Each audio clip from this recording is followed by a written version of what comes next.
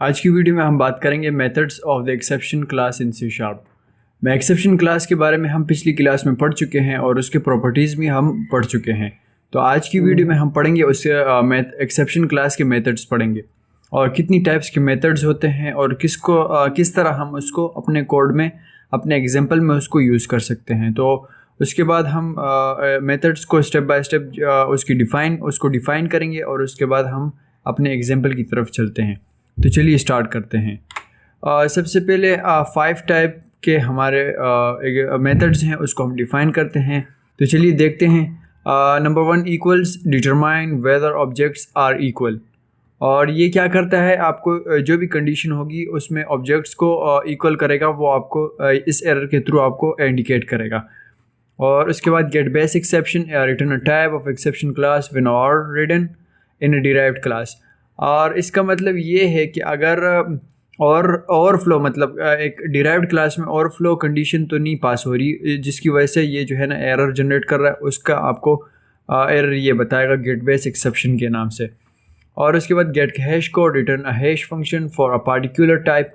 ये आपको hash code जो है वो आपकी कोड का, आपकी प्रोजेक्ट का हैश कोड आपको फाइंड करके देगा। ये जो है गेट हैश कोड।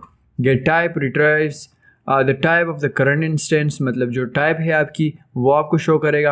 आप कौन सा टाइप यूज़ करना चाह रहे हैं वो आपको, अब जो भी आपका कोड में टाइप होगा ये मेथड जो है ये आपको शो होगा। तो स्ट्रिंग क्या काम करता है, return a string representation of the thrown exception, मतलब जो स्ट्रिंग में वैल्यूज़ होगी वो आपको रिप्रेजेंट करेगा इस एक्सेप्शन के थ्रू। तो अब हम चलते हैं अपने एग्जांपल की तरफ। तो चलिए देखते हैं एग्जांपल में हमने क्या करना है। सबसे पहले हम करते हैं एक क्लास बनाते हैं और उसको नेम देते हैं एक्सेप्शन मेथड, एक्सेप्शन मेथड्स। और उसके कर्ली ब्रैकेट में हमने main programming static void main M capital होगा और उसके बाद small bracket string large bracket and arguments curly bracket open and close कर देना है। उसके अंदर हम 3 वेरिएबल्स बनाएंगे जिसकी डेटा टाइप होगी बाइट। ये पिछली वीडियोस में हम इसको डिस्कस कर चुके हैं, हम बाइट की क्यों यूज़ करना चाह रहे हैं इसको। तो अगर आपने पिछली वीडियो नहीं देखी प्रॉपर्टीज़ की तो आप लाजमी देखें ताकि आपको कोड सही से समझ में आ जाए हम एक एक चीज़ क्यों यूज़ कर रहे हैं। बाइट के बाद num1 इक्वल्स टू, इसको हमने इक्वल करवाया किसके साथ, 200 के साथ। और उसके बाद फिर से हम डेटा टाइप बाइट यूज़ कर रहे हैं, इसको नेम देंगे num2 और इसको इक्वल करवा रहे हैं 5 के साथ और लास्ट में सेमीकोलन। अब लास्ट वन जो है, अब इसका रिज़ल्ट लेके आने के लिए तो हम एक लोकल वेरिएबल रिज़ल्ट के नाम से बनाएंगे जिसको हम करेंगे रिज़ल्ट। अब इसके बाद हमने करना है, इसके बाद हम ट्राई एंड कैच ब्लॉक लगाएंगे।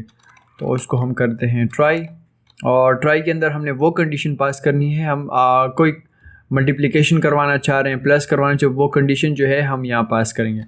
तो इसके लिए हम करते हैं रिज़ल्ट इक्वल्स टू, या हम कीवर्ड यूज़ करेंगे चेक भी आपको मैंने बताया था पिछली वीडियो में कि हम क्यों यूज़ करते हैं। चेक जो है हम डेटा टाइप को चेक करने के लिए यूज़ करते हैं कि ये कंडीशन ट्रू हो रही है या नहीं। और बाइट को हम कर देंगे स्मॉल ब्रैकेट में। और इसके बाद फिर से हमने स्मॉल ब्रैकेट में जो कंडीशन हम पास करेंगे वो यहाँ लिखेंगे num1, उसको हम मल्टीप्लिकेशन करवा रहे हैं num2 के साथ, num2 के साथ। और लास्ट में हम इसको कर देंगे सेमीकोलन। अब आउटपुट के लिए करना चाह रहे हैं console dot right line small bracket open and close, last में सेमीकोलन। और इसमें हम क्या करेंगे, इसमें हम रिज़ल्ट जो आउटपुट शो होगा उसके लिए हम करते हैं रिज़ल्ट कॉलम और प्लस का साइन लास्ट में, इस रिज़ल्ट को हम यहाँ कॉल करवाते हैं। अब लास्ट में सेमीकोलन। अब उसके बाद हमने यहाँ कैच का ब्लॉक लगाना है, catch block small bracket open and close. Small bracket में हमने एक्सेप्शन लगाना है, तो इस एक्सेप्शन इसलिए हम लगाते हैं ताकि पूरे कोड में जो एरर्स होंगे, जो एक्सेप्शंस होंगी वो हमें फाइंड करके देगा। तो उसके बाद हमने इस एक्सेप्शन को नाम देना है, तो सिंपल हम EXC कर लेते हैं और लास्ट में curly bracket open and close. आप नाम कोई से भी दे सकते हैं, ये ज़रूरी नहीं कि एक EXC आपने देना है, आप कोई से भी नाम इसमें दे सकते हैं। अब हमने जो मेथड्स बनाए हैं, मेथड्स हमने उसकी डिफ़ाइन किया है, उसको हम करते हैं या कॉल।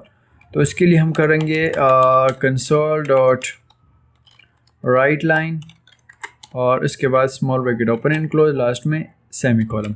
जितने हमारे पास मेथड्स होंगे उसके हिसाब से हम इसको पेस्ट करेंगे। 2 3 4 5 6 7 8। ये 8 मेथड्स हमने 5 किए, लेकिन हम 8 क्यों ले रहे हैं वो आपको मैं बताता हूँ हमने 8 क्यों लिए। अब फर्स्ट वन जो है वो इक्वल है, देख लेते हैं। फर्स्ट वन इक्वल्स, इसको हम डिफ़ाइन करेंगे तो हमने सिंपल लिखना है इक्वल्स, क्योंकि ये हम इसको शो भी हो कि हम ये इक्वल करवाना चाह रहे हैं। तो इसके बाद प्लस का साइन, जो हमने एक्सेप्शन का नाम सजेस्ट किया था ये एक सी, उसको हमने यहाँ कॉल करवाना है प्लस का साइन।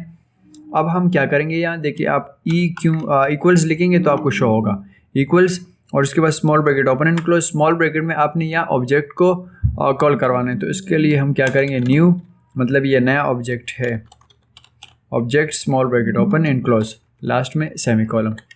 अब उसके बाद सेकंड वन जो है आपने इसी तरह छोड़ देना है ताकि ये सेपरेट हमें नज़र आए।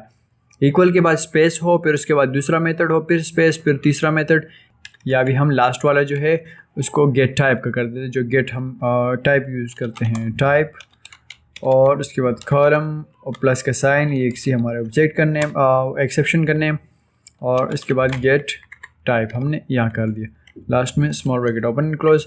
अब लास्ट में हम क्या करते हैं, उसको हम जो स्टैटिक मेन प्रोग्रामिंग एरिया है, स्केच के ब्लॉक से निकल के कंसोल डॉट अपने आंसर रोकने के लिए किसी की पर, और उसके बाद लास्ट में सेमीकोलन। थोड़ा सा और व्यू कर लेते हैं ताकि हम इसको कोड को सही समझ सकें।